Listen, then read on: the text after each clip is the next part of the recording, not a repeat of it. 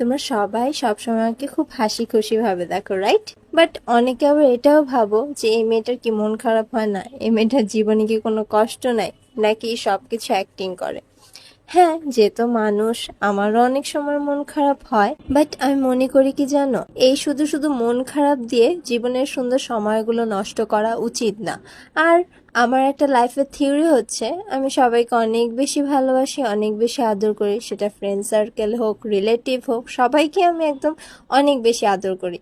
But আমি এতটুক ডিস্টেন্সও রাখি যাতে আমাকে কেউ কষ্ট দিতে না পারে, বা কেউ আমাকে কষ্ট দিলে আমি সেই এফেক্টেডটা না হই। কারণ আমার কাছে মনে হয় আমার সব থেকে ইম্পর্টেন্ট হচ্ছে আমার ফ্যামিলি, যারা সব সময় আমার পাশে থাকে। অ্যান্ড যেহেতু আল্লাহ আমাকে এত সুন্দর একটা পরিবার দিয়েছে, যে চারটা মানুষ আমাকে নিয়ে অনেক বেশি হ্যাপি রাখতে পছন্দ করে, যার কারণে আমার তেমন একটা মন খারাপ হয় না, বা তোমরা আমাকে কখনো সেরকম মন খারাপ হতে দেখো না। আর মেনলি আমি ওইসব মানুষের মধ্যে পড়ি না যারা তাদের মন খারাপটাকে স্টেটাসের মাধ্যমে বা ভিডিওর মাধ্যমে প্রকাশ করে। আমি আমার মন খারাপটাকে কখনো প্রকাশ করতে পারি না। তাছাড়া আমি সবাইকেই প্রায়োরিটি দিই, বাট যাকে যতটুকু দেওয়ার দরকার তাকে ততটুকুই দিই।